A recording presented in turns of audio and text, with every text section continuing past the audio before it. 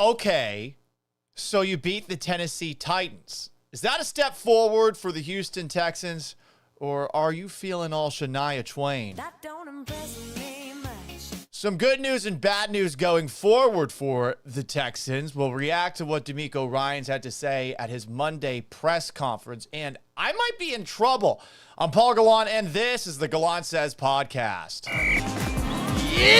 A radio show host in Seattle called Paul Gallant. Paul Gallant's wondering the same things a lot of people wonder. You are definitely living in the hindsight world today, Paul. Do you feel there's been a consistent theme with the interceptions? I think every interception really has a different story. I was just kind of curious what Paul gets to say. Paul Gallant, what the hell is wrong with you?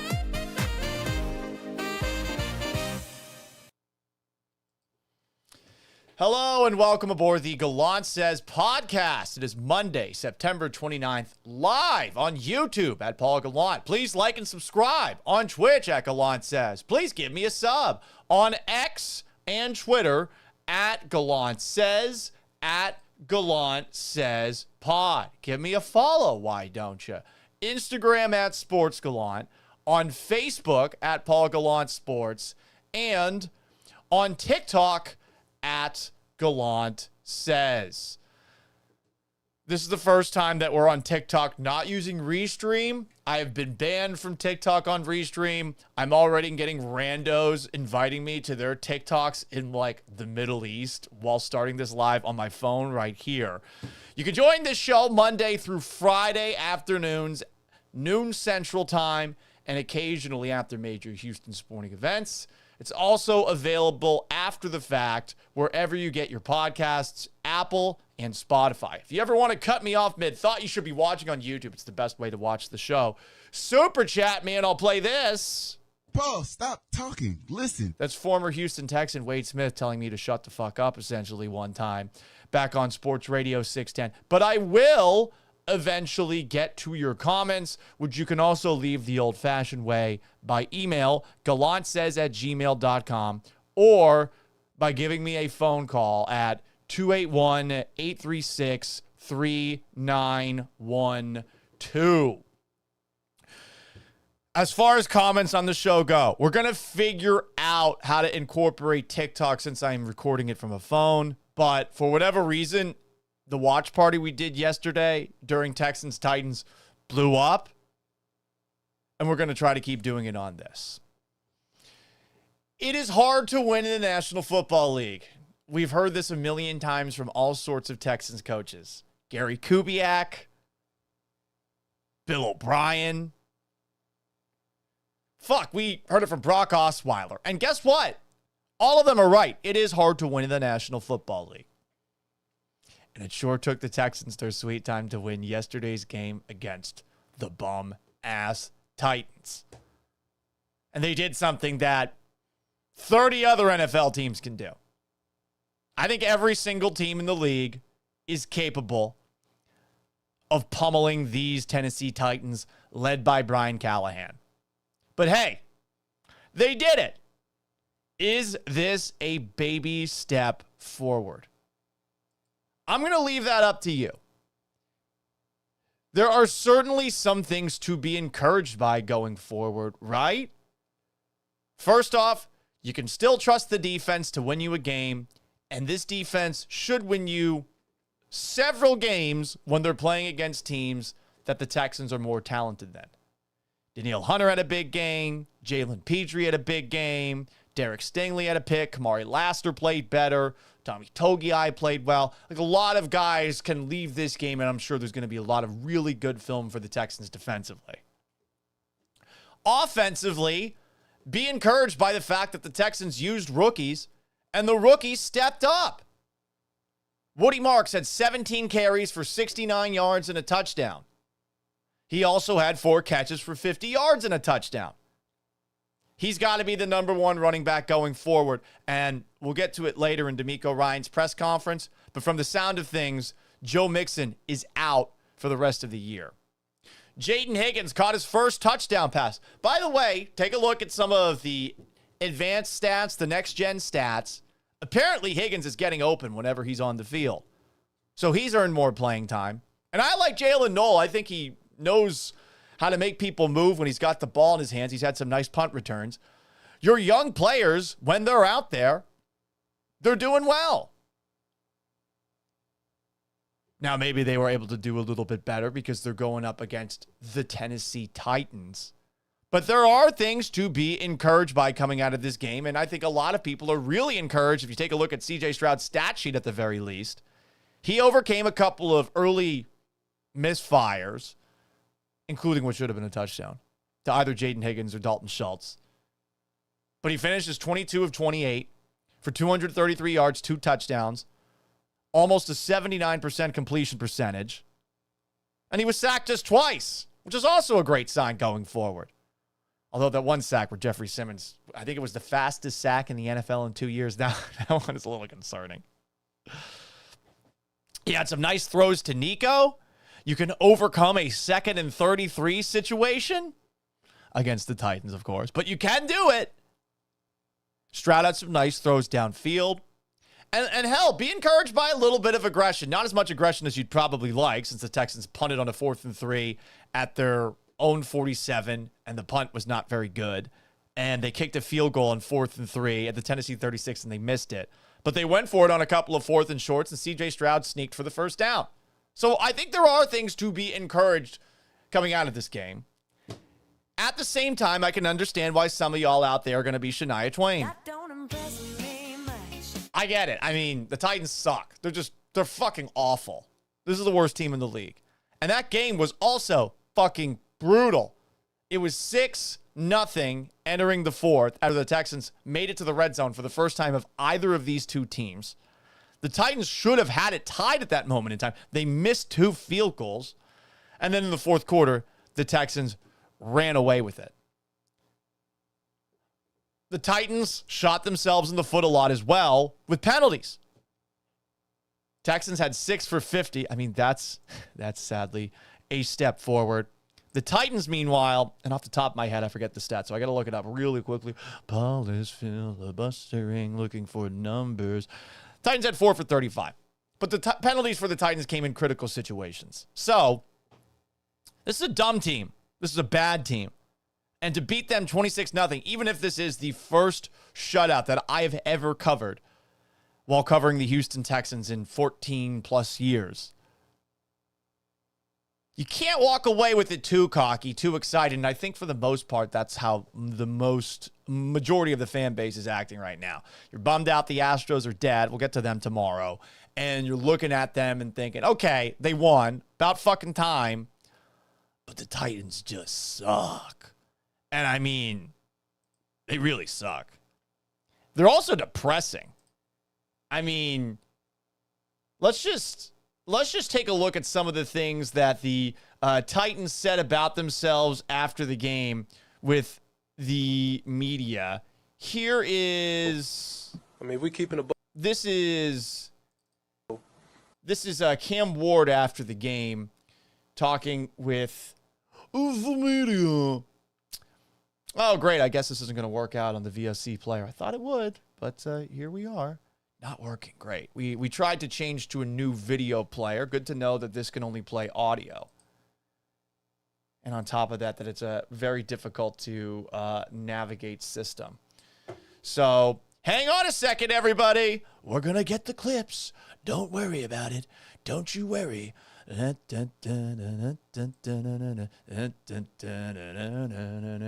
Here is Cam Ward with a very blunt and accurate assessment of what the Titans were after yesterday's game, speaking with Tennessee media. Oh my goodness gracious. We're going to get there eventually. I swear we're going to get there. We're going to get there. Here we go. Here is Cam Ward talking about the Titans' performance, much like my audio playing and video playing performance has been to this point. I mean, we keeping a. Oh, great. And now the audio isn't playing either. This is just wonderful. This is just wonderful. We're not going to throw a glass this time. We're not going to do it because that would be bad. We're not going to do it. Let's try this one more time. I mean, if we keeping a buck right now, we ass. So we 0-4. We have this point. We got nothing to lose. We dropped a quarter of our fucking games, and we've yet to do anything. So we have to lock in. Especially myself on the offensive line, from the defensive line, from the special teams to all three faces. We have to play together. We have not played together this year yet, and that's just something that we want to preach about it every day. Every day we got to do better, and we're doing that, but it has to show up on Sundays. It hasn't showed up yet, but it got to show up next week. So that was Cam Ward after the game, and apologies to the TikTok people, but TLDW, Cam Ward said that the Titans are ass. They're ass. And I don't like that kind of thing. So if you beat the Titans 26-0, you know how you're going to feel going forward? Not that confident in yourself going forward. You shouldn't. You've also got Brian Callahan being asked questions essentially about the direction of the franchise and perhaps vicariously his job status going forward.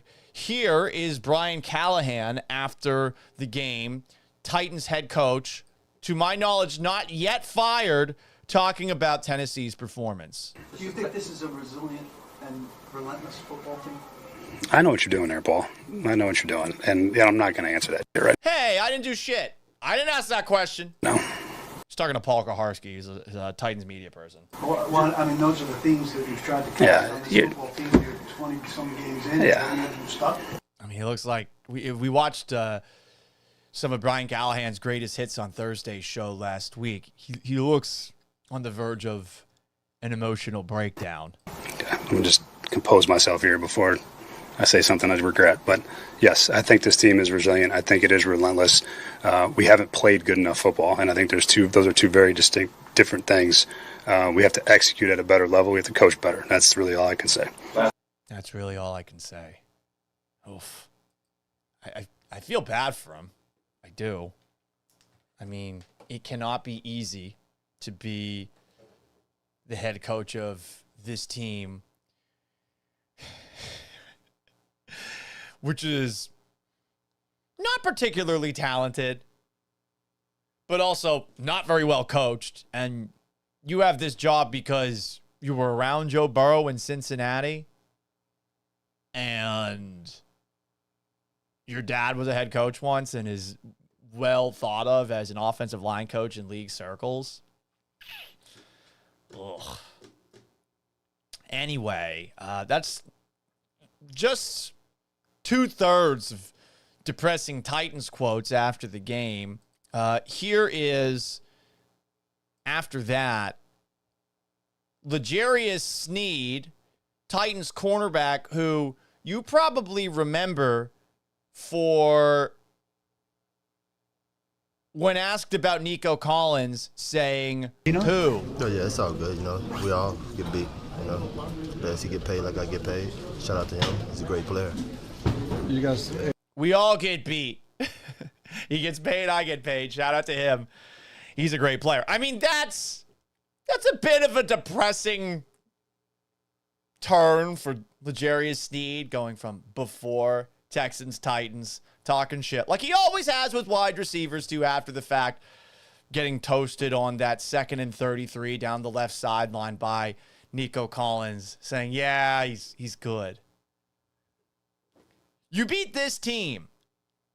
Hearing all these players and coaches talk after the game, you must be feeling like Shania Twain about this Texans dub. That don't impress me much. And I feel bad for them too. I feel bad for Titans fans.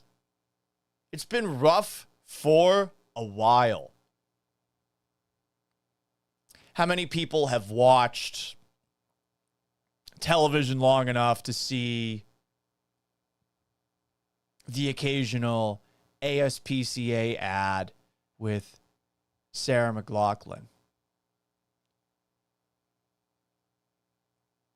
How many of you guys have seen those ads? I mean, they're super depressing. It's much better to listen to, but whenever I hear Sarah McLachlan singing In the Arms of the Angel, I personally now think about some animal that's probably been beat.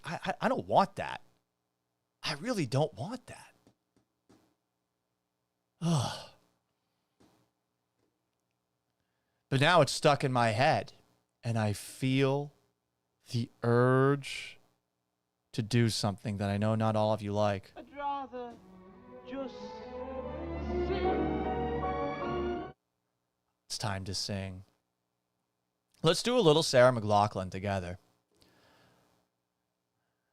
In the arms of Brian Callahan, things are really bad. Poor Cam Ward almost got murdered by Aziz Al-Shaair. And there's no one else other than Jeffrey Simmons who's good. Tony Pollard and Calvin Ridley were good players once, but now they're stuck and they're not playing well. And if you have them on your fantasy team, things are probably not going well for you.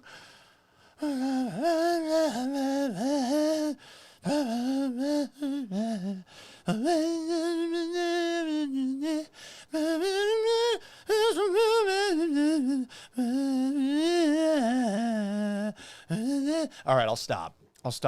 We're going to turn this into a clip on probably Instagram and TikTok and all the other things a little bit later. And we're going to put that underneath it so I can play music that I have the rights to.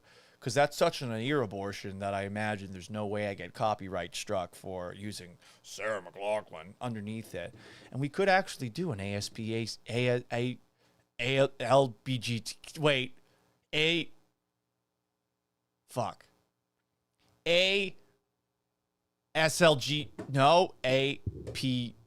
ASPCA advertisement, but instead it's for battered Tennessee Titans fans.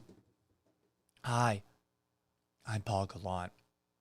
Do you know a Tennessee Titans fan who's feeling battered by Brian Callahan and company? Well, if you really care for all those people who are outside of Houston who still root for the Titans for some reason, the Paul Gallant Says podcast has you covered. If you just send $5 to Paul Gallant's Venmo, he'll think about sending money to the fine people of Tennessee so that they can afford things like NFL Sunday ticket, food like squirrel, which they like in Tennessee. Maybe the occasional man flesh, because they're cannibals. But all you got to do is send $5 to Paul Gallant on Venmo, and he'll think about giving them to those people in Tennessee who are hoping for better football. We're going to blend all that together. It's going to be great. It's going to be great. Because I am a social media star. Did you not see some of the things I did? Did you not see some of the things that I've done on the internet in the last 24 hours? Am I not the greatest and most talented unemployed radio host hosting a show starting at noon in all of Houston, Texas? I mean, this is just absolutely beautiful by me. You know, I like to pat myself on the back occasionally. Someone's got to pat myself on the back. You know, can't always be my strong, powerful, independent woman, love of my life girlfriend. But here we go. Just look at this majesty. This is the greatest thing ever. Because the Houston Texans offense going forward, it's death by 1,000 cuts. The way teams are playing us and, you know, the way our offense is kind of built is just death by 1,000 cuts, you know. Taking what the defense gives me, big play comes, is when everything kind of opens up. Death by 1,000 cuts. No, that's not O.J. Simpson. That's a reference to the movie Psycho. Death by 1,000 cuts. I don't know how many cuts Julius Caesar got.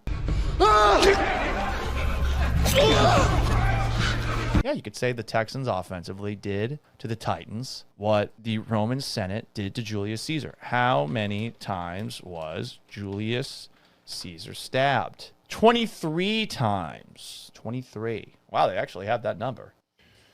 God the way teams are playing us, and the way sorry to go full Sean Hannity there and toss to a clip of myself to open up the show. Bringing things back, did the Texans take a step forward? Was there progress made in this win, 26-0 over the Titans? This is an interesting quote from Nico Collins, the video courtesy of Randy McElvoy from Channel 2. He feels like the Texans can build off of this win. Here is the Texans' best offensive player. I feel like, man, just coming in the locker room, man, talking, and knowing that we right there, let's finish, I feel like it's always been that same type of vibe coming in at the halftime. We right there, but this time we finished, man. We took care of business coming out the half, made it happen, and no better feeling. So got to build on that. Got Baltimore next week on the road, back against the wall again, so let's go. Backs are against the wall again. I mean, you are 1-3. He talks about finishing and getting things going in the second half. Well, the second half of the second half. You got into the red zone on the last play of the third quarter. But cool, you finished. It was against the Titans. And one more time, to quote Shania Twain, lovely, strong, powerful, independent woman that she is. That don't impress me much. It's hard to be impressed by this one. An offense with a death by 1,000 cuts. Should it take 1,000 cuts to take down the Tennessee Titans of all teams? Nah. By the way, in this game, the Texans did get away with a play that I wonder if it gets punished after the fact, even though there were no penalties out there. This play with Azeez Al-Shaair, can you believe this did not get penalized? I mean, Jesus Christ. Especially considering this guy's a habitual line stepper. That's at the very least unnecessary roughness. Look at Jeffrey Simmons. Look at the reaction. Look at the reaction from a defensive tackle after Azeez on quarterback crime. And I think Azeez was like looking for the flag. One more time. Like, holy shit. Boom! He got jacked up! Jeffrey Simmons is running on the field. He's snitching so quick. Jacked up! But you can't say that anymore. You can't say jacked up anymore. But I mean, he should have gotten penalized for that. Can we also talk about what Azeez Al-Shaair looked like after the game? Does anyone have thoughts on this, as the kids say, fit? Like, what in God's name is this? So he's got a linen jacket on.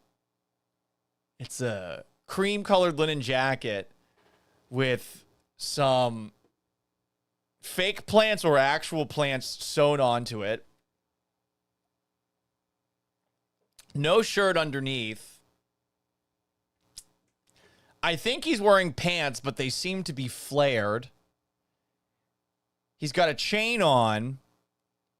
And is that an ascot? I'm a fan of Azeez Al-Shaair. I don't know what the fuck this is. I don't know what the fuck this is. But it's a look. It's a vibe. That's for goddamn sure. Oof. Anyway, let's get to your comments here on YouTube at Paul Gallant, on Twitch at Gallant Says, on Instagram at Sports Gallant, on Facebook at Paul Gallant Sports, on TikTok at Gallant Says, on X at Gallant Says, at Gallant Says Pod. Let's get to some TikTok comments first. We've got, let's see. Brandon Burke says, I stopped listening to the station noon to 3. Well, I'll be on noon to 3. Gio says the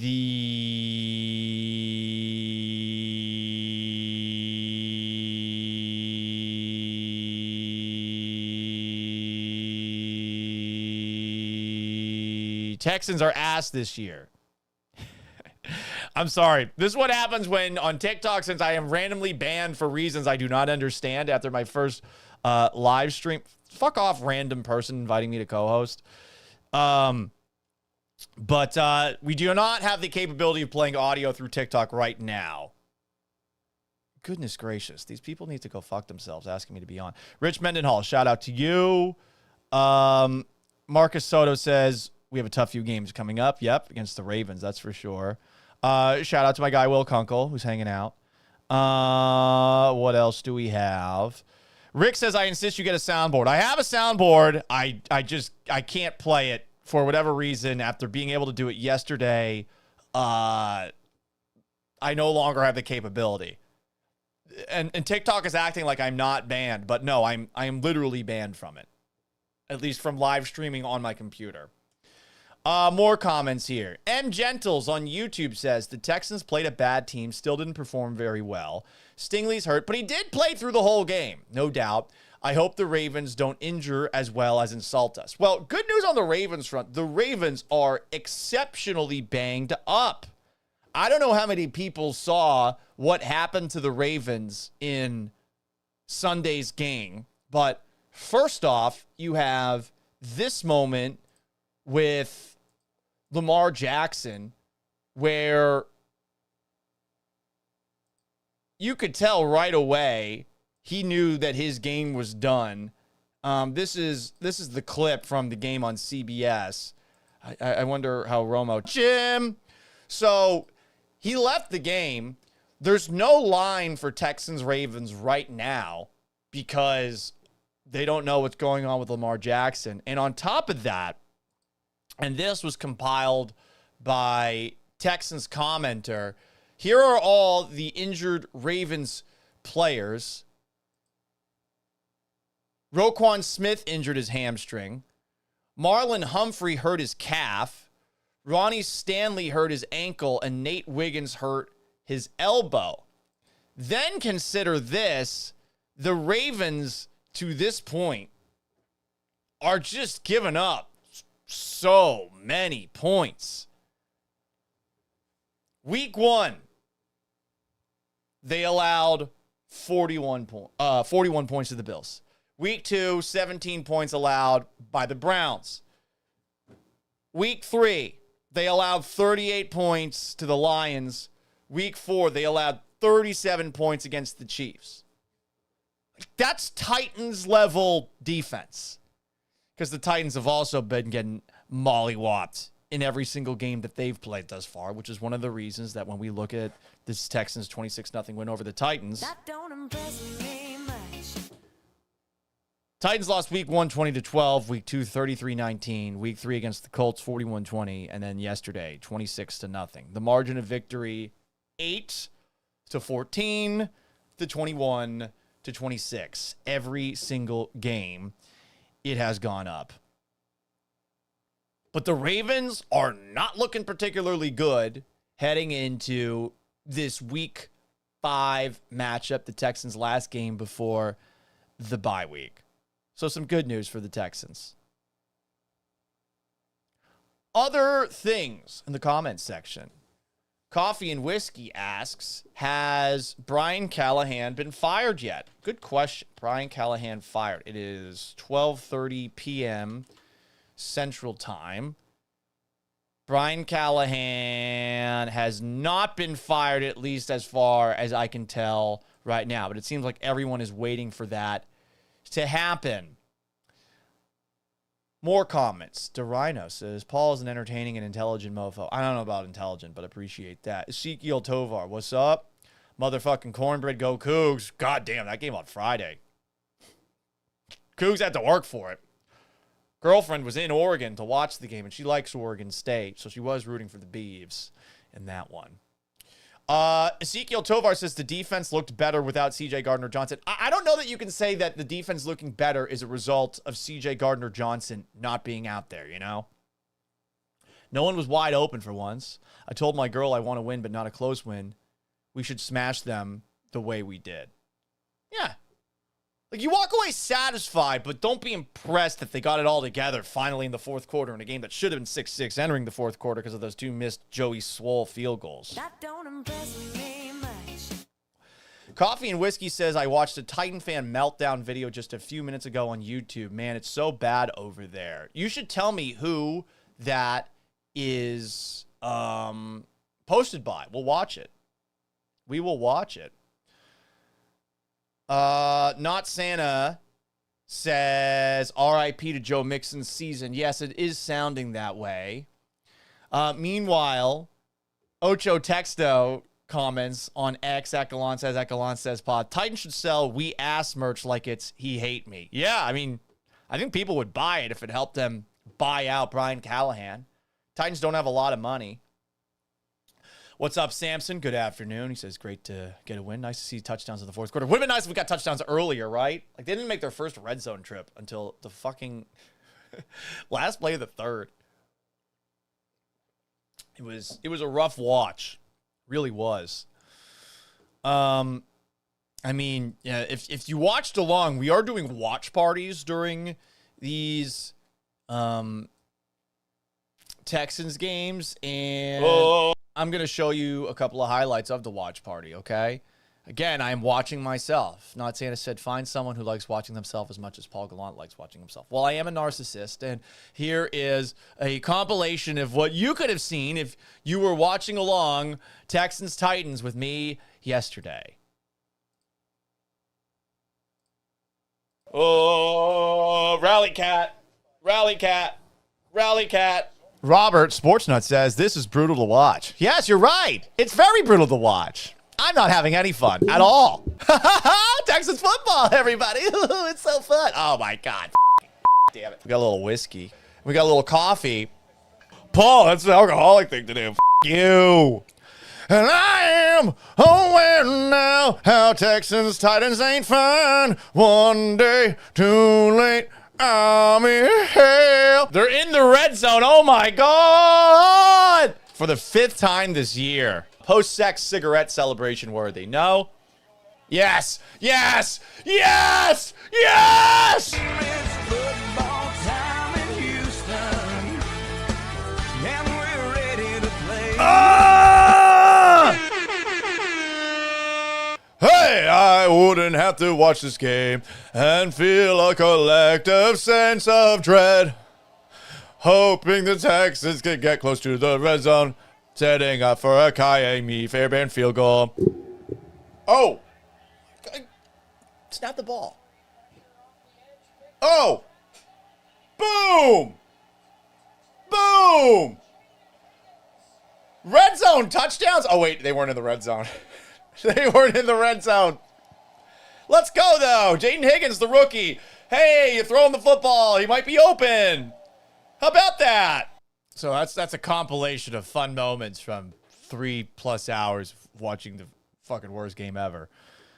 More comments here. Brandon Halam says, Caserio throwing out so many assets for nothing. I don't know that Cam Robinson's an asset anymore. And, you know, when Ed Ingram allowed that sack, it just got me once again thinking about what the Texans did this offseason to improve their offensive line. I mean, they traded for Ed Ingram. They brought in Laken Tomlinson. Both those guys are retreads. They signed Cam Robinson. They gave him a lot of money to sign for 1 year. I don't know if he was being a malcontent behind the scenes or something like that, but, I mean, Nick Caserio talked about in the offseason how he always wants to have 4 tackles, and, I mean, now you get rid of one of the guys that's theoretically a backup. You've been going out of your way to not play Blake Fisher, a former second-round pick from just last year. You've been going out of your way to not play Juice Scruggs. Now you're trading Cam Robinson? How does that make any sense? It doesn't. Well, Trent Brown's coming back or something? Like, it doesn't make any sense. Just given what the Texans told us they want to have at tackle this offseason. Unless they are admitting, oh, we fucked up. We didn't get enough. I don't know if he's throwing out an asset. So they traded Cam Robinson to, who did they trade him to? They traded Cam Robinson to the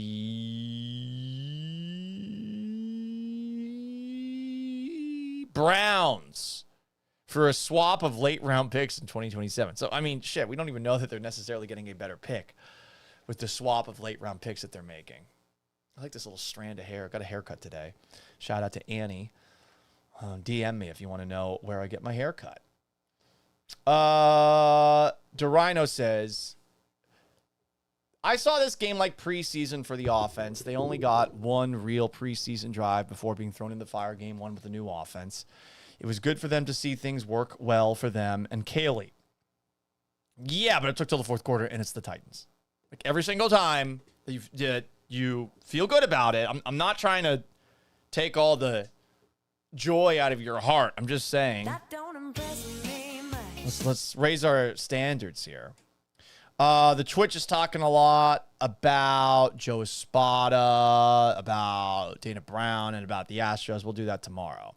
B. Schwett says, what's up, Mitches? Ezekiel Tovar says, Cam Ward was mad at the team. Not a good sign when your leader is calling out the team 4 games in. Well, especially considering going into the season, he was acting like everyone on the team is good. But he should. And, I mean, Brian Callahan, after the game, is doing the good cop routine. Like, yeah, like these guys try. They're putting a lot of effort in there. I think most people disagree with that, including Cam. I like everything that I've heard from Cam. Ian Lindblom says, fat guy in a little coat. Yeah, Brian Callahan is a lot like Tommy Callahan from the movie Tommy Boy. For sure. Not Santa pointed out that C.J. Stroud was not wearing a Mariners or Yankees hat after the game. It would have been funny if he wore a Astros hat after they got eliminated, huh? Wouldn't that have been funny? That would be great trolling. People are talking about what Azeez Al-Shaair was wearing in case you missed it. We got to show this one more time. This is it's something. It's something for sure. This is Texans linebacker Azeez Al-Shaair, who got away with attempted assault. God, what in God's name is that? I don't know. But it's something. It is something. And here's what he got away with one more time on Sunday. I mean, boom, dead. That's assault, brother. Boom! He got jacked up. We can't say that anymore because it's not cool, even though everyone likes it when guys get rocked. What else do we have comments-wise? Titans are ass. They can make any team look good. Okay, that person clearly feeling. That don't impress me much. Common Sense asks, will the Texans make use of that bye week or squander it? I mean, what do you mean by make use of it? Do you think that they're going to fire somebody over that? I don't know about that. Two-Tone Talk is the Titans fan who had the meltdown. It's about 13 minutes long. Well, 13 minutes too long, but let's see. Clint Too Deep says Azeez Al-Shaair is a criminal. Let's see what Two-Tone Talk posted. Is that the guy who's got like he's got a tooth missing or a big gap in his teeth? Let's find this guy. His name is Two-Tone Talk. Glenn Too Deep says Titans is a better franchise based on past results. I mean, sure. If you're counting the Oilers times, like they're 3-1 and dones as a 1 seed. Like they lost 3 times that they were 1 seed. They did get to a Super Bowl. They came up a yard short. Their first year as the Titans. Outside of that, whenever they've been trending towards great, they've been a first-round disappointment. Or I guess second-round team with a bye week disappointment. Titans have better colors and longer history. Their uniforms are fucking trash. The Texans' uniforms aren't great, but the ones that they are wearing right now, garbage. And if you think otherwise, you don't know shit about fashion, honey. You just don't. The uniforms that they had when they went to the Super Bowl with the white helmets and like the two tones at the top, those were bad. And by the way, I'm still looking for that guy. What's his name? Tone talk. Oh, it's a big guy. So is this what I have to do? Like, post a video and say that, like, I'm having a meltdown or something after the game? I guess he's currently doing a show right now. Let's take a look. Titans fan totally melts down after horrible loss to the Texans. Embarrassing. Two-tone walk. 244 people watching. Jealous. Good job by you. Do we want to watch the live stream or do we want to watch the meltdown? Let's watch the meltdown for a second.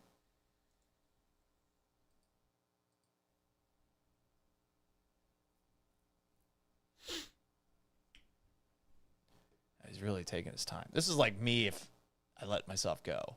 God help me. Shut up! God help me. Okay. Sir, we are 30 seconds in. We are 34 seconds in. You tell me, man. What? Let's gloss over Brian Callahan for a second because he's going to get fired probably in the morning, maybe even tonight before we all go to bed. He's going to get fired. It's a foregone conclusion, and it's been a foregone conclusion for at least the last week. But let's just go beyond him. After what you saw today in a 26-0 loss to the Houston Texans, after what you saw today, let's look over Callahan to some of the others. If you are out there and you believe in Amy Adams Strunk and you believe that she can turn this thing around, might I ask why? All right. I'm bored.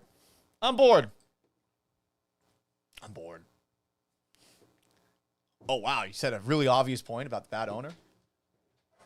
Yeah, everyone knew she's bad. You guys follow the team. Aren't you fans? Well, we're not even going to talk about Brian Callahan. Let's talk about the owner, who's not going to fire Brian Callahan.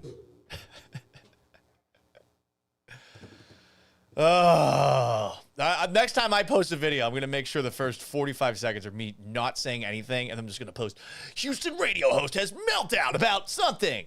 That's what I'm going to do. I'm sure it'll work. I think it'll work.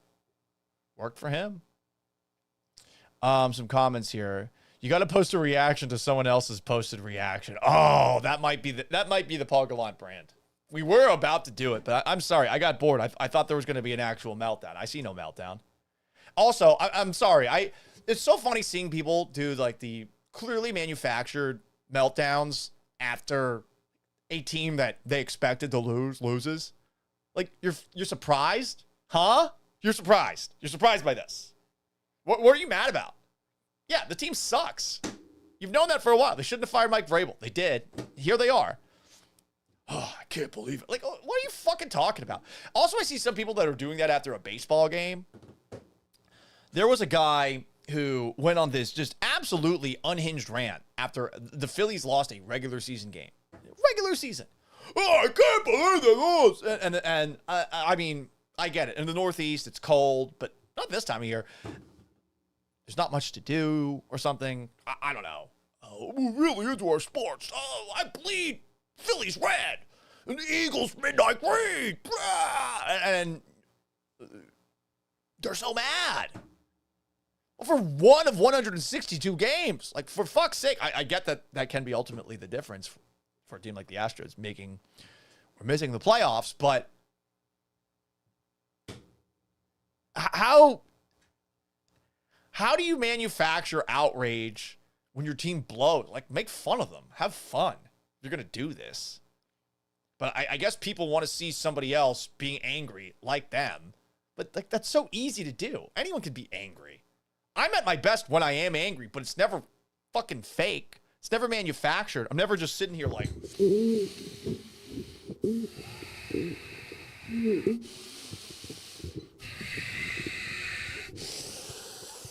You know, I'm never, I'm never fucking doing that.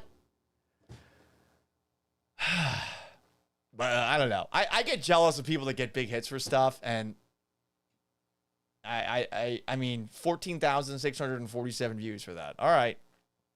Like, the team blows. What are you surprised by? Have a cigarette, like this fake one I got. Let's just do a show like this the rest of the way. Huh? Common Sense 200 says there is a meltdown in it, but you need to watch it. Coffee and Whiskey says it popped up in my feed and I watched it. Not as good, and it took a while. What, do we want to go back and watch this? Okay. Ooh, there he is. He looks like he's Heiling Hitler. Let's go to that part. Okay, he did get revved up eventually. But, like, get to the fucking point. You know, if you're going to melt down from the start. Fuck.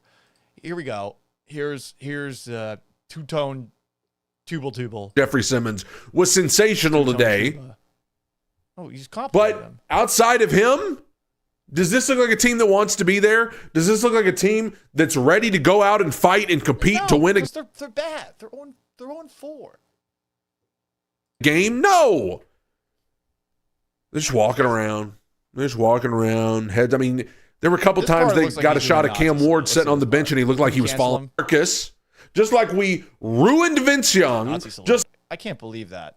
Wall talking about ruining Vince Young. It's like we ruined everybody we've had since Steve McNair, except for Ryan Tannehill, who was gifted to us.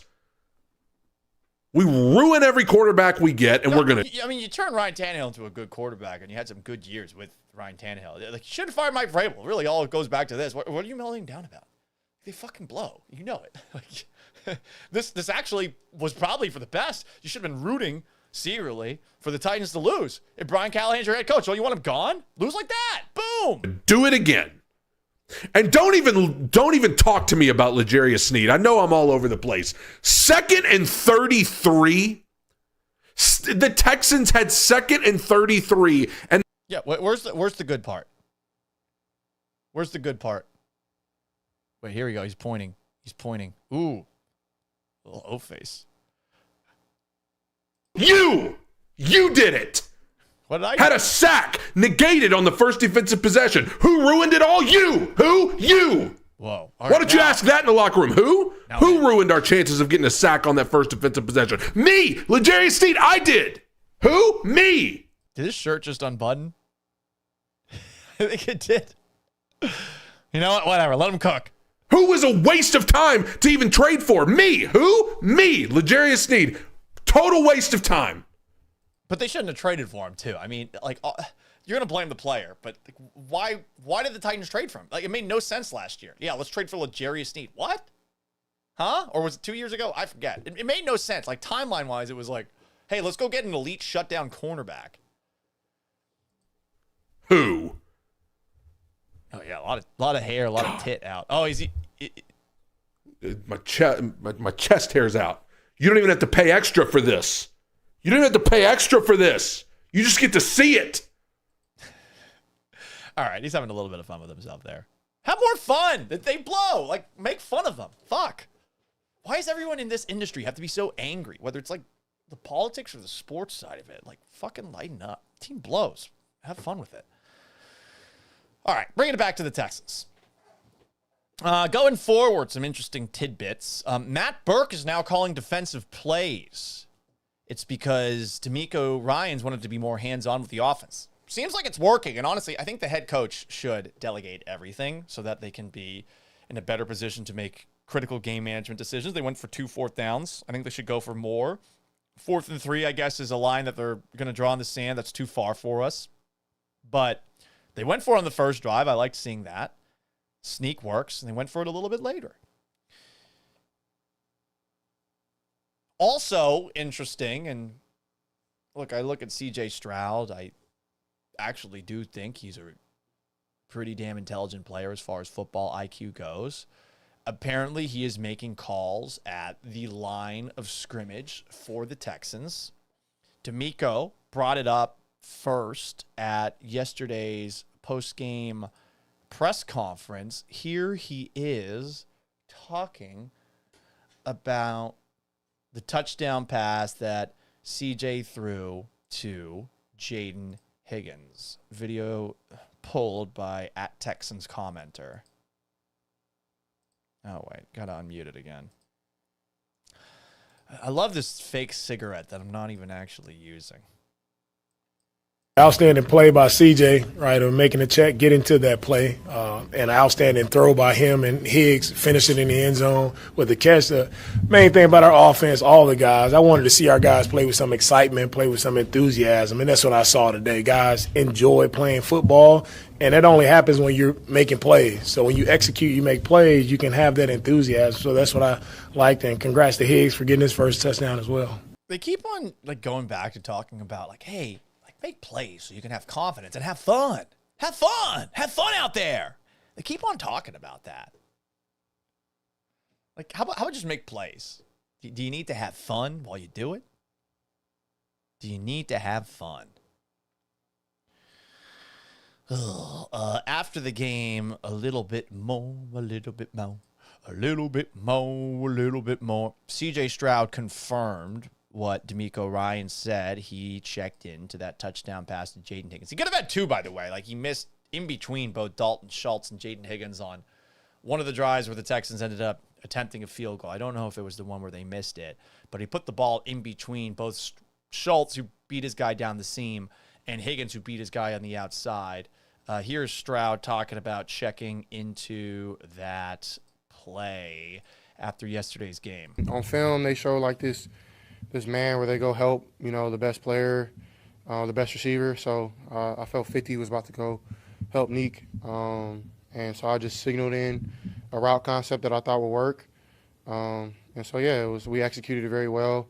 They did a good job of, executing the route plan, but I just seen something and I called it and it worked. So, it's going to go that way sometimes. Sometimes it's going to go the other way, but it's all about us. If we're all wrong, we're right. And I think that was that big thing there, and we were right that time and made them pay. So made them pay.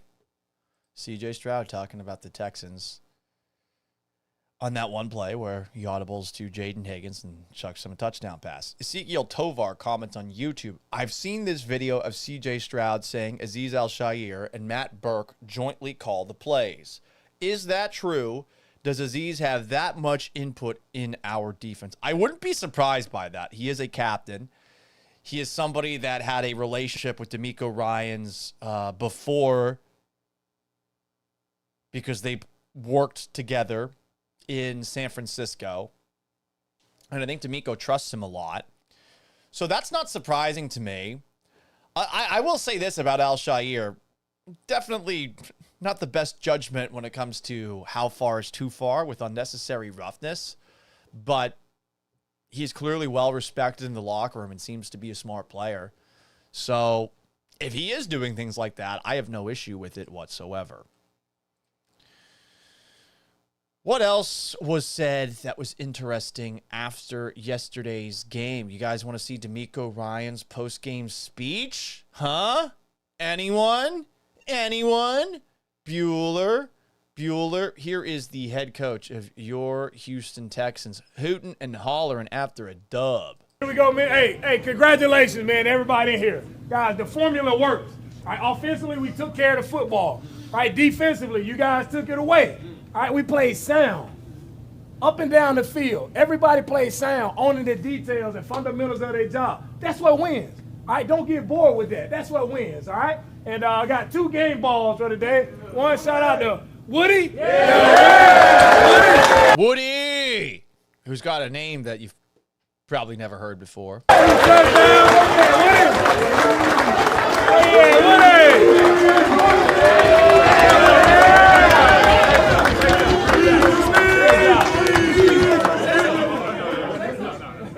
Nah, he didn't say anything.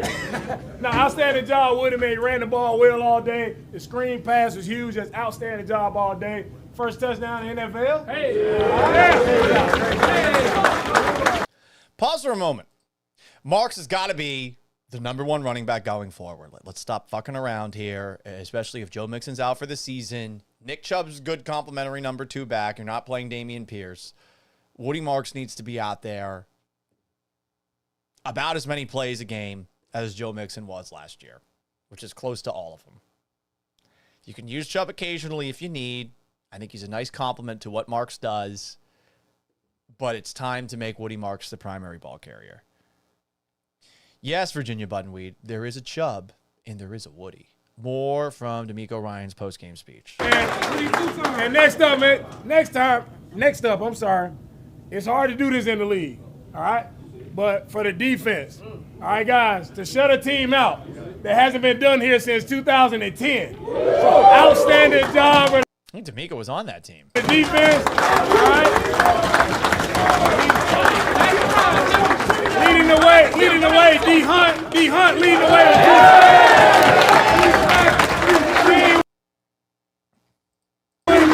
Outstanding job, man. Outstanding job. No speech. He's not giving a speech. You bring it up. Hey, I love the way this team work, man. Keep sacking, fellas. Yeah. Texans on 3. 1, 2, 3. Texans. Yes, sir.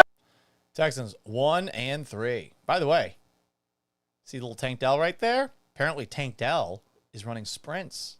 Heard that from Ross Tucker. In the midst of the CBS broadcast of Texans and Titans, which was, yes, a tough game to watch at times. Certainly a tough game to watch. More interesting quotes after the game. Here is Nico Collins talking about L'Jarius Sneed. He looks like he's wearing like a NASCAR jacket here. Like a Bet4Cash logo on his jacket. Maybe I got to start doing that. Who? Oh, 12. Nah. It was fun. I respect 38 over there, Sneed. It was fun. Good matchup. But most importantly, we got that dub. That's all that mattered to me. I like that the Texans don't have a diva wide receiver like A.J. Brown posting cryptic shit after the Eagles, who are defending Super Bowl champions and 4-0, is posting, like, yeah, if you're not appreciated, quiet quit. I'm paraphrasing there. More from Nico Collins after the game. This was not shit talk at L'Jarius Sneed, but it does seem to be, in a way, a warning for those who might question him. Here's Nico Collins. Know you? Yeah. What should they know about you after Sunday? They know? Shit, no, my bad. Yeah, I'm a dog. You know what I'm saying? I'm just me. I don't say much. I just play. You know what I'm saying? You can talk all you want. I'm not hearing it. You know, just line that shit up. I'm a dog. Line that shit up. Love it. Or he will line you up like he slapped Tyreek Stevenson in the face last year. That was fun. More post-game comments that I found interesting. Here is Texans cornerback Derek Stingley, who I think is a very easy player to root for because, like Nico Collins, dude's humble. Guy doesn't talk shit. He just loves football. Here is Derek Stingley with video courtesy of Landry Locker after yesterday's Texans dub.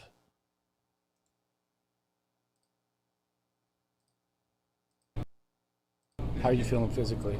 Feel good. At what point did you know you were going to give it a go? It's going to take a lot to take me off the field. You love being out there. It was inevitable that you were going to try to get out there? Yeah, it'd take a lot to get me off the field. What did you think of the D? Love hearing that. Played through the oblique injury. Seems to be okay coming out of it. Some more comments here. Jeremy McKell on YouTube, on TikTok says, "What up, Gallant? What up, Jeremy?" Also, shout out to Jay Pedraza. If Lamar's out, we definitely have a shot. That's true. Right, you are there. More comments here on YouTube at Paul Gallant. Virginia Bunweed on Twitch says, "I would give a game ball to the fans for crowd noise." Was it loud there? B. Hannon says, 43 people in here smashing that like button. Yeah, that's right. If you're watching on YouTube, like and subscribe. Please do. How else will I feed my cat? It is interesting. Mother of fucking cornbread brings up like Stingley's wearing a beanie after the game. The beanie. What? This is gonna be a weird question to ask. Why do so many NFL players wear beanies out of season? What is artificial intelligence thing? NFL players wear beanies out of season, says artificial intelligence, primarily for fashion and branding, though some use them for warmth, sun protection, or to enhance privacy by avoiding eye contact and creating a personal space in public. Okay, there we go. Sup, Coach Bojangles. Jared said, I got lost in Sting's eyes. Yeah, they are a distinct color. They're like a very yellow hazel. They're nice eyes. Mother effing cornbread just posted on the chat exactly the next step of that kind of research. If you're going online looking for why people are wearing beanies, it's definitely like a hipster Seattle thing, in my opinion. I think the girlfriend was wearing a beanie at the farm in Oregon, which I'm going to tomorrow night after the live stream that we do. What else do we have here coming out of Texans and Ravens? You got some good news going forward. First off, Lamar Jackson seems to be hurt. How hurt? To be determined.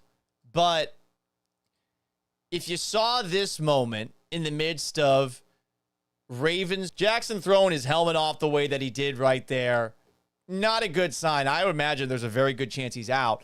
Texans have never beat Lamar Jackson. Texans have a pretty sad history against the Ravens.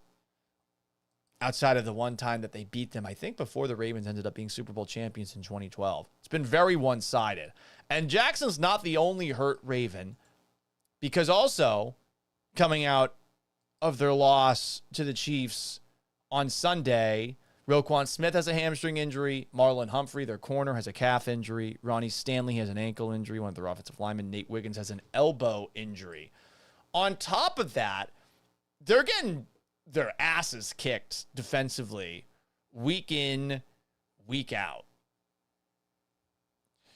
The Ravens defense, I think a lot of people liked it going into the year. They didn't love it, but they have been one of the worst units in the NFL.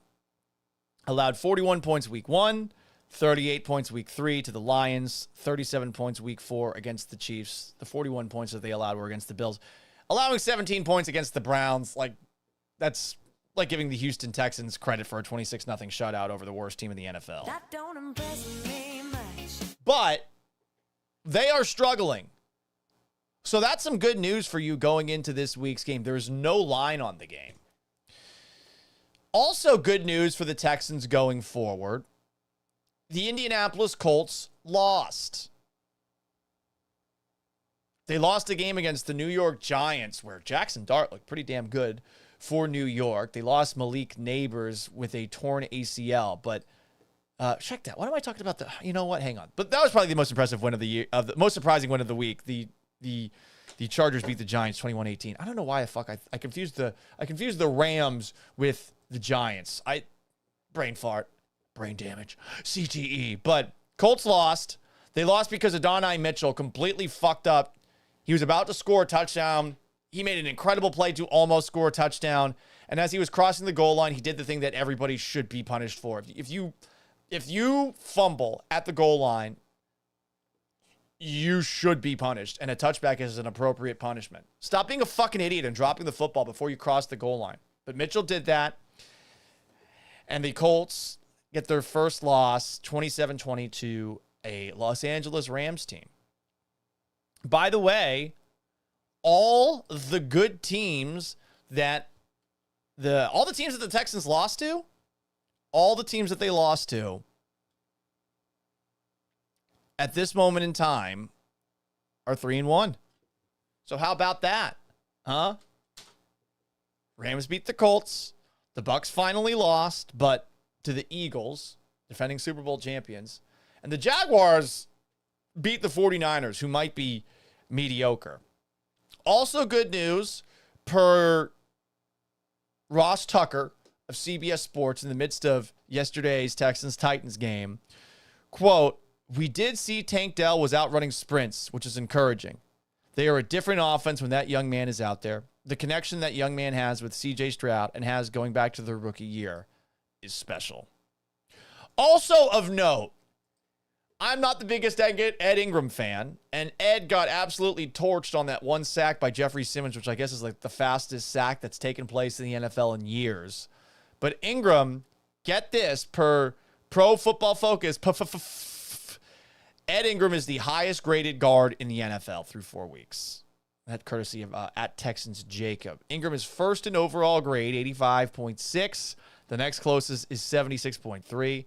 And in run blocking grade, 90.6. Next closest is 82.3. He was the highest graded Texan against Tennessee with an 88.9 overall grade. Pro Football Focus, how much stock do you put into it? I don't put much stock into it at all, but Ed Ingram somehow is doing really well. Some bad news going forward, though. The Jaguars won. They won. How did the Jaguars win? I don't fucking know. There was some drama about sign stealing after the game, which we will save for a later episode this week. Everyone steals signs. But they are now 3-1, as are the Colts, who lost. So you've got two teams ahead of you in the AFC South by 2 games, one of whom has beaten you already. So they're basically 2.5 games ahead of you. Meanwhile, there are a lot of believable contenders that have better records than you in the AFC. Let's just run through them. The Bills are 4-0. They are the last undefeated team left in the AFC. We talked about the Colts and Jaguars. You know the Chargers are off to a really good start, though they did lose to the Giants today. Then you got the Steelers, who are also 3-1. And I don't think the Steelers look really good, but they definitely look better than you've looked to open up the season. The Chiefs played the best game they've played in a really long time in that ass-kicking they had of Baltimore yesterday. I mean, their offense looked good. Having Xavier Worthy back, huge difference. They won 37-20 yesterday. So the Chiefs look all the way back, even though they're 2-2. Then you've got some other teams, and you're taking that record with a grain of salt. The Patriots are 2-2. I know that they smoked the Panthers yesterday, but the Panthers are doo-doo. Marcus Jones, shout out to the Cougs legend with an awesome day punt return-wise. I think he set the Patriots record for punt return yardage in a game. The Bengals are, without Joe Burrow for the next couple of months, you don't take them very seriously, and they lost yesterday. Actually, no, there's a doubleheader tonight, Monday Night Football. You got the 1-2 Broncos taking on the 2-1 Bengals. I forgot there's 2 games tonight, and you got Jets Dolphins. So one game starts at 6:15, the other game starts at 7:15. Please explain that to me. I don't get it. But more bad news for where the Texans are. You're 1-3, the same amount of wins as the Ravens, who you play on Sunday, but it's a banged-up Ravens team. An underachieving team that a lot of people like going into the year. You have the same record, at least as far as total wins, as the Denver Broncos, who a lot of people also like going into the year because of their defense. So, some good news, a little bit of bad news coming out of the dub. What do you think? Sound off in the comments. It is the Gallant Says podcast, live on YouTube at Paul Gallant, on Twitch at Gallant Says, on X and Twitter at Gallant Says, at Gallant Says Pod, on Instagram at Sports Gallant, on Facebook at Paul Gallant Sports, and on TikTok at Gallant Says. El Junior 187 asks, is this dude talking about the Texans? Blah ha ha ha ha ha ba ha ha ha ha aha ha ha. Laughing emoji while crying. Laughing emoji while crying. Laughing emoji while crying. Laughing emoji while crying. Laughing emoji while crying. Laughing emoji while crying. Laughing emoji while crying. Laughing emoji while crying. Laughing emoji while crying. Trophy. That's fun. That's very fun. How about that? Yeah, I am talking about them. You could have just asked, are you talking about the Texans? Yeah, I'm talking about the Texans. I think it's funny how people in the comment section say, bro is doing X, Y, Z. Hey, how about talk to the person that you're commenting on the video of? No? Bro is crazy. For real. No cap on God. Like some of the... I could have a field day. I could do a whole show just ranting about some fucking shitty comments that the same, like, dumb shits make on every single fucking post out there. There's a lot of posts out there that I see on a regular basis with just mind-dumbingly... I can't say this word, but just some really, really awful, sad, pathetic comments that make me wonder this question that I'm going to allow Chris Broussard to ask. Okay? Just hate it when I see comments that make me wonder aloud. Is the man retarded? Let me apologize for using that word. Oh. I have my first cousin. We just put him to... He died a few months ago. Well, thank you for the clarification there, Chris Broussard. The Chris Broussarded comments out there, I just get real frustrated when I see them. Makes my blood boil. Bro is... Yes, no shit. The video that you just watched is exactly how you summarized it underneath it, you dumb fuck. Like, did everyone need to see that? Congratulations. You're trying to, like, build up your engagement by just saying obvious fucking shit under every single post? Fuck you. I hate you. Period. Hate you. Anyway. Motherfucking Cornbread says, shout out to Chris Broussard's dead cousin. Yeah, shout out. A shout out indeed. Shout out to him. Anyway, what else do we have here? Mother effing Cornbread asks, do I smoke? No, I don't. I don't rip dots. Don't rip dots. I don't do it. Not Santa asks, could Vanessa not get you into Rockets Media Day? Well, that explains why she didn't respond to my text asking if she wanted to do a little Rocket season preview this week. Is that today? Not Santa asks, is your girlfriend bringing you back a beanie from her trip? I'm joining her tomorrow night. We're going to a wedding the Saturday afterwards. It's going to be a whole lot of fun, everybody. A whole lot of fun. What else is going on? All right. I might be in trouble. First off, if you're watching on TikTok, you're probably disappointed because you can't hear any of the audio clips in the background. And I do see a couple of questions. Dennis Hernandez asks, my bad, asks, are the Texans smart about trading Cam Robinson? I don't understand the move. I really don't. I don't understand it. I think in the offseason, Nick Caserio said during the offseason that they want to have like 4 offensive linemen. So you trade them. You don't even want to play Blake Fisher. Why would you trade him? You know? Shout out to Jeff Boudreau on the TikTok. Joe Freegia 432 says, if they beat Baltimore, I will believe. I'm not going to believe if they beat Baltimore. If they beat Baltimore, they're probably going to beat Baltimore because Lamar Jackson's out and Cooper fucking Rush is on the field. By the way, that's their backup quarterback, Cooper Rush. He's back. Shedeur Sanders didn't want to play for a team that he wouldn't be able to get on the field for, and look at the situation that just opened up for him. Fool. You fool. Apparently, I'm banned from posting the Gallant Says podcast on TikTok, even though I can live stream like this on TikTok. And it's driving me crazy, especially because, like, I have been trying to figure out why I am banned from reposting this to TikTok. Instead, it's posting on Facebook, which no one watches on. And when I looked up why the TikTok ban might have happened, this made me very angry. I'm just gonna show a clip here on the TikTok of some lady telling me, hey, this is why you're banned. super frustrating. So why? Here we go. Getting a ban can be super frustrating. So why not try and avoid getting one in the first place? Whoa, fuck off. Try avoid getting one in the first place? Let's see this again. This is like, hey, don't be patronizing. Explain why the fuck I got banned. I got no explanation. Getting a ban can be super frustrating. So why not try and avoid getting one in the first place by following our community guidelines? Getting a ban can be super frustrating. So why not try and avoid getting one in the first place by following our community guidelines? However, if you do believe that a restriction was applied by mistake, It was applied by mistake. And you guys are telling me I'm not fucking banned. You're telling me I'm not fucking banned. I thought the United States bought this from fucking China.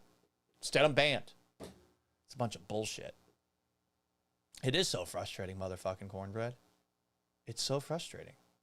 Ezekiel Tovar says, why did we get so little for Cam Robinson? And if he was a fringe starting tackle, why did they trade him? I don't get it. I really don't get it at all. JRA3991 says, Texans can't underestimate Cooper Rush because I remember he almost beat the Texans with Dallas. Yeah, the Cowboys made that a game a lot longer than it should have been last year. Texans-Cowboys. It was a little bit like Texans-Titans in that the Texans pulled away in the fourth quarter, and afterwards the Texans were kind of patting themselves on the back for pulling away in the fourth quarter. What? Okay. Doesn't really make a lot of sense to me. What else do we have here? I'm also a little bit concerned because, for those who don't know, I'm going to Portland tomorrow night. I am flying into Portland. No, not because I'm doing more conservative talk radio things. No, I'm going there to visit the very awesome girlfriend. And from what I understand, the National Guard is in Portland right now. I don't really know what the latest incident in Portland was to lead to the National Guard going there. But as someone who has lived up in the Pacific Northwest and has seen Antifa, I can't say I'm surprised because they try to intimidate people.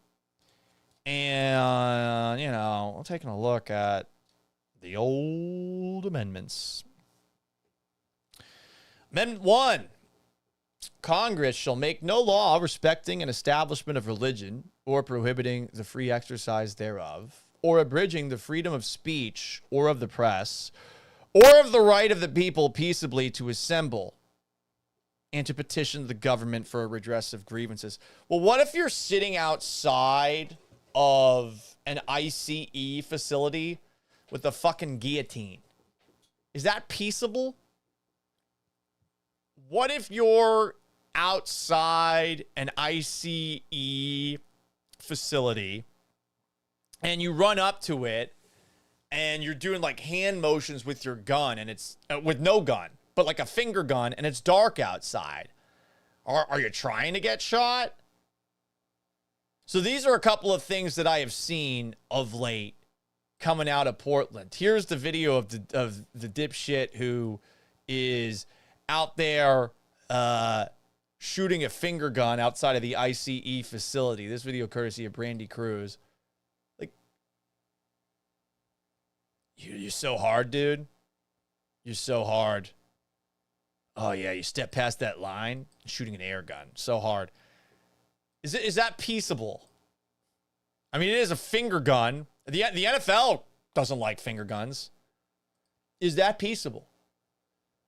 I'm also looking for the other video that I found in Portland, outside of the ICE facility, which I am hoping is far from the airport, so I don't deal with any, situations. But I have seen in the past a guillotine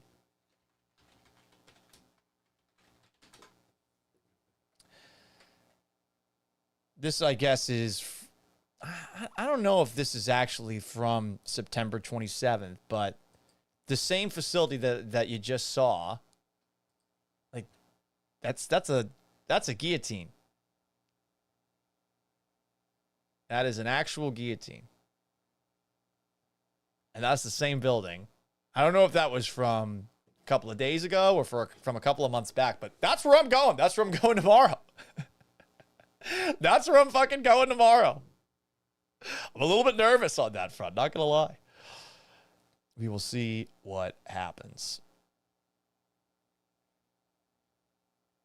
What else do we have here? Do you want to react to Demeco Ryans sound, or do you want to do throwback every day? We could listen to Demeco Ryans. Let's do throwback every day, everybody. Here we go. Here is the head coach of your Houston Texans. AJ says pho is awesome in Portland. Yeah, that's true. That's very true. Very true. Apparently, Antifa messed up Ice Cube's tour buses, thinking it was immigration. That's kind of funny. Portland can be gorgeous, I'm sure, in certain spots during the day, but at night, like, it turns into a LARPing playground for both Antifa and back in the day, the Proud Boys, and they're just like paintball gun each other and throw smoke grenades at each other. Like, it could use a little bit of help. I don't think that's far-fetched to say that Portland could maybe use a little bit of help. Anyway, here's Demeco Ryans. Demeco, when you look at sort of a winning formula, is there a way to bottle it up, if is the right phrase, but to try to take that forward and try to do it again? I'm proud of our guys for executing, doing the things that we asked to do. Again, just playing complementary football. That's what it takes to win in this league. All three phases playing together. Mainly, the main thing for us, what we did well, just offensively, is protecting the football. Right, you protect the football, your chances of winning the game, that percent goes up a ton when you just possess the football. So we did that. We had opportunity defensively. We had opportunity to take it away, and we did. So those things work. You can tell Demeco just hates being up there. You can tell. Can you catch this in a bottle? Yeah, you got to do the things to win football games that win football games. More Demeco. Here's another question from his press conference today. Demeco, I'm sure you've seen the film by now, and just the day, you talked about a little bit after the game with the production that Woody had yesterday. Now that you've seen the film, what else have you taken from his day and kind of what he could bring you guys? It was exciting to see Woody show up the way he showed up, like some of the runs he made, like making guys miss in the hole, playing physical, some of our short yardage runs, him being able to get downhill in the passing game, not just the catching the ball and running, but the protection. He had some really good protection clips as well. I thought just overall, like he had a really outstanding game for a rookie to step in and play the way that he played. Really, really proud of what he did. Right? He sparked a lot of excitement for us offensively, for our team, just seeing him being able to get in the end zone, make a huge play on the third and I think 15 plus, like him to take the screen pass and to convert it, get a first down there, then the next play line up and take a rush into the end zone. So it was a lot of exciting plays, a lot of big plays for us that we're excited to see, how much more he can handle. Okay, clearly he can handle more. Use him more. Use him more. I'm already bored. Can't do this. Can't do this. I can't do it. I can't do a full press conference reaction. Is this going to get me clicks? Is this going to get me hits? Reacting to Demeco Ryans' press conference. Like, I see this. I see shit like this posted. I saw Seth did one, a reaction to C.J. Stroud's press conference. I've seen Jake Asman do the same thing. I think I'm going to wait till tomorrow. We're going to cut some clips from this. The actual whole press conference. I keep on forgetting. Hey, your viewers and listeners are going to want to kill themselves. Sorry, I can't say that on TikTok. They're going to want to do things to themselves if they're watching a press conference. It's probably the equivalent of watching C-SPAN. So fine. New segment. Okay. A new segment. It's a new segment. It's a segment that's new. It's not old. It's never been done before. This is a segment that is a segment. And it's the kind of segment that, is very segmenty. So, guys, it's time for a riveting episode of Throwback Monday.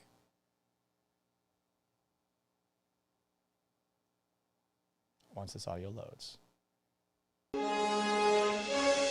Let's go back in time. My story begins in 1962. We had to say dickety because the Kaiser had stolen our Word 20. Because Paul's too uncreative to talk about anything today. This is going to take a long time, so you may want to get some snacks. It's Throwback Monday? It is Throwback Monday, everybody. Paul, what is this?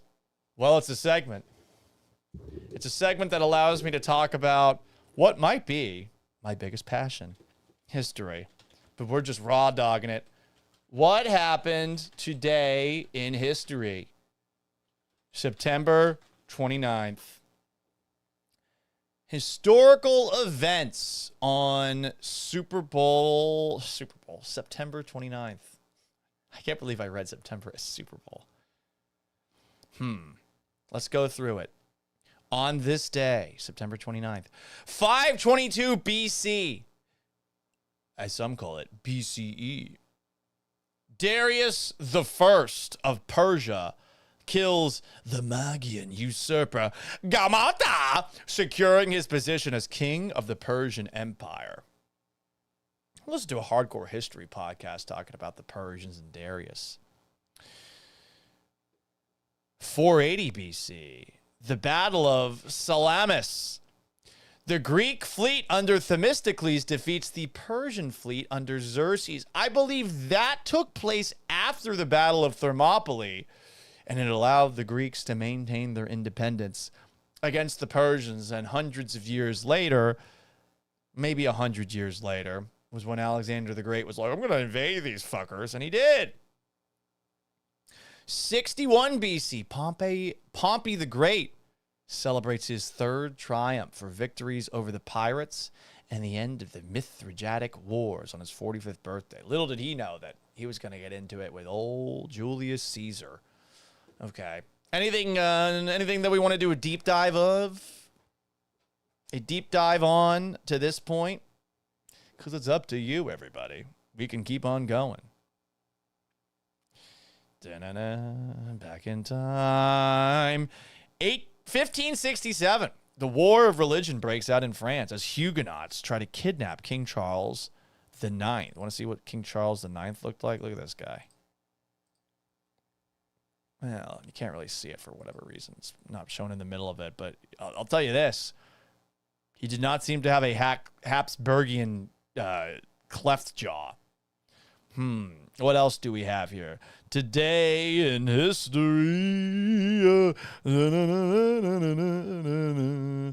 The U.S. War Department establishes a regular army today in 1789. USA! USA!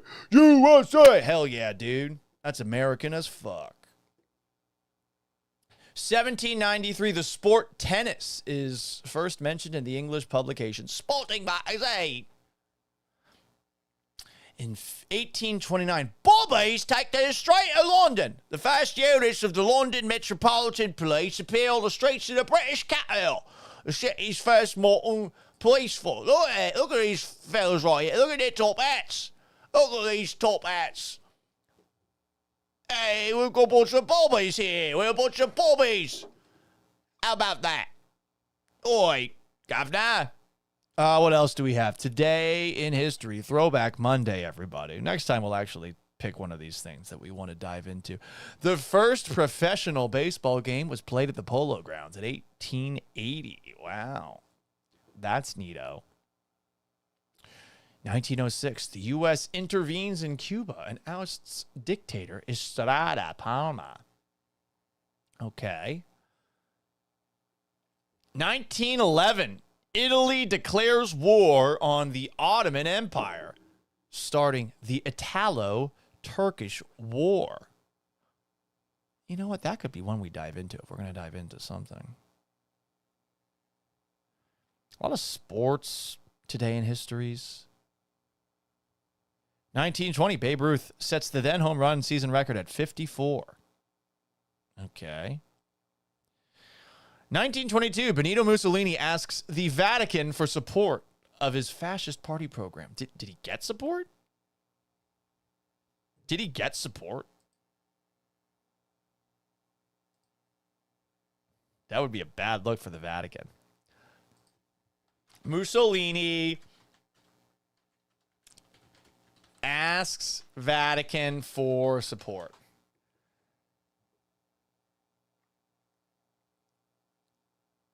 Wow. Bro. The Vatican, Il Duce, and the Jews. An extraordinary book explains in disturbing detail the history-altering relationship between Pope Pius XI and Mussolini. In the 20s and 30s, Pope Pius XI and Benito Mussolini relied on and used each other in their quest to preserve and protect their respective institutions, the church and Italy's fascist government. God damn. That's depressing, as if there weren't enough reasons to perhaps question being a Catholic, as I do very often. Jesus Christ. Anyway, what else happened today in history? How much more depressed can we be? Ooh, 1927, telephone service between the U.S. and Mexico began. That's fun. A bunch of World War II shit. Blah, blah, blah, blah, blah, blah, blah. All right, next time. Ooh, Texan debuts on CBS TV in 1958. How about that? That's fun. That's really fun. Let's go, everybody. That's very fun. Was it a good show? Let's see. Texan CBS TV show. The Texan. Watch more full episodes of The Texan.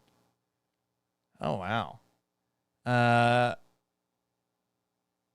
Right along with Bill Longley, a rugged drifter with a fast draw and an unshakable sense of justice as he travels from town to town in the Old West.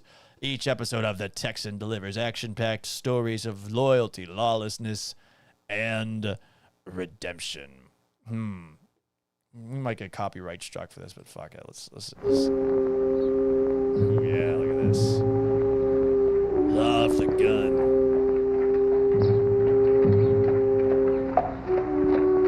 Let's see. It's like someone's gonna get shot by the end of this thing. Oh, yeah, here we go. Saloon door.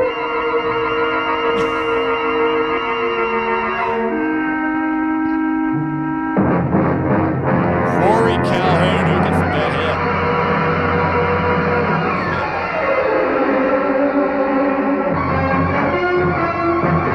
Is he a good guy or a bad guy?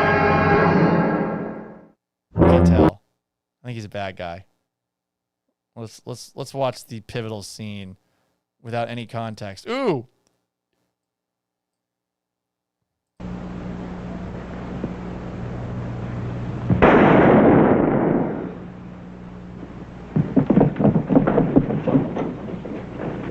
I know, Kyle. I know who shot your sister. Ma. Admit it, Kyle. I don't want any more killing. Torbett shot her. Everybody knows that. Torbett did it. He's got to pay for it. Stop lying. It was your bullet that killed her. Ma, you're sick. You don't know what you're saying. Your sister said it. Her last words were... Shoot him! Tell Kyle I forgive him. Shoot him! I'll watch the next episode if you shoot him. Ma, you've got to believe me. I didn't mean to do it. I didn't see her. She come out of nowhere.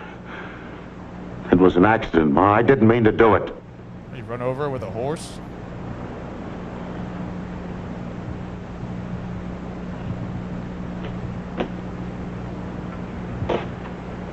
You believe me, don't you, Doc? I didn't see her. It was an accident. Ooh, cold shoulder. Damn, dude. own sister. I wouldn't kill my own sister now, would I? Killed his sister. Everyone's looking the other way. No one's paying any attention to him. Ma, you've got to believe me. I was going to tell you. I swear I was. Ma, I wouldn't kill my own sister now, would I? What would I? Oh, she's just walking away. Damn, no one died.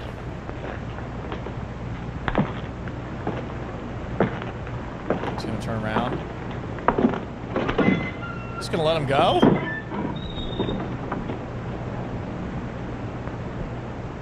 Not the Texan. This is the season debut of the Texan. 1958, September 29th. I heard, Bill. I heard. You know, he actually does look like a grandpa, this guy.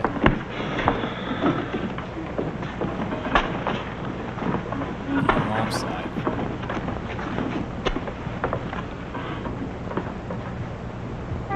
Wait, so the guy killed his sister and they just let him walk out? They're all smiling at him?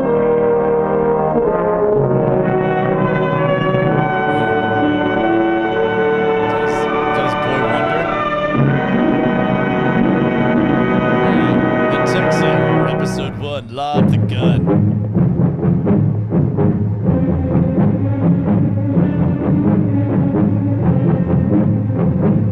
Men were mad, that's right, motherfucker.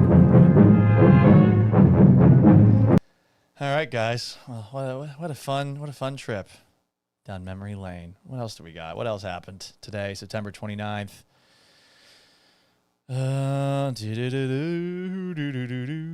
Oh! I thought using federal troops was bad. Today, in 1962, JFK authorized the use of federal troops to integrate the University of Mississippi. So presidents have been using federal troops back in the day. Different reasons, perhaps, this time, but presidents do that. This has never happened before. It's unprecedented. Oh, is it? Interesting. Oh, big day in Greece and Bulgaria. 1964, they closed their borders to one another. I didn't even know they connected. 1969, China did a nuclear test. Robert McNamara, former U.S. Secretary of Defense, nearly thrown overboard on a ferry by an artist who was confronting him about his role in U.S. in the Vietnam War. No charges were pressed. Oh, he must have felt guilty. So there you go, everybody. That's today in history, September 29th. That was the other thing that we were maybe going to look into before I hit the road, go to the gym, and post this audio edition of this show. September 29th. Today in history. Throwback Monday, everybody. The first remake of A Star is Born, starring Judy Garland, premiered in 1954. Blah blah blah blah blah blah blah blah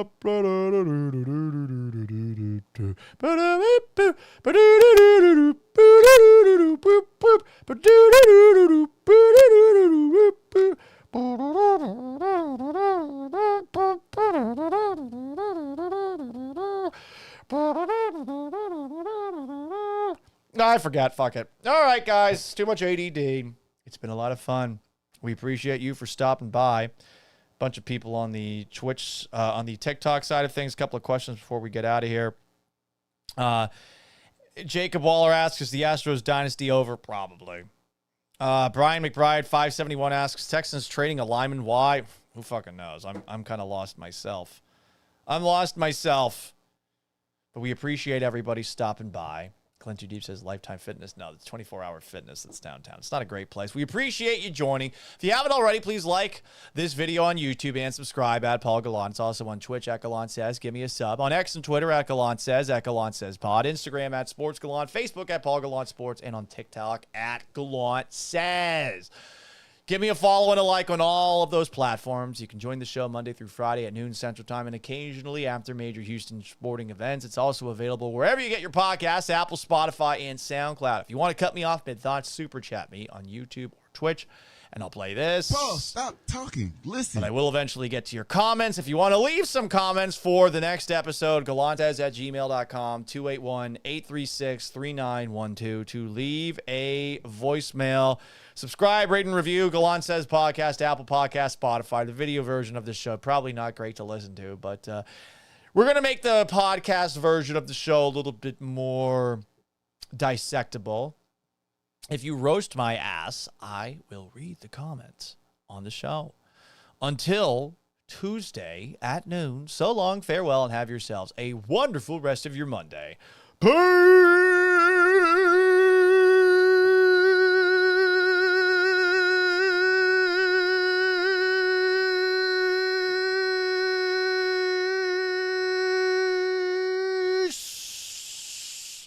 I'm looking for the one clip that we're supposed to play before the show actually hits the road. That was a really impressive holding of that note, though.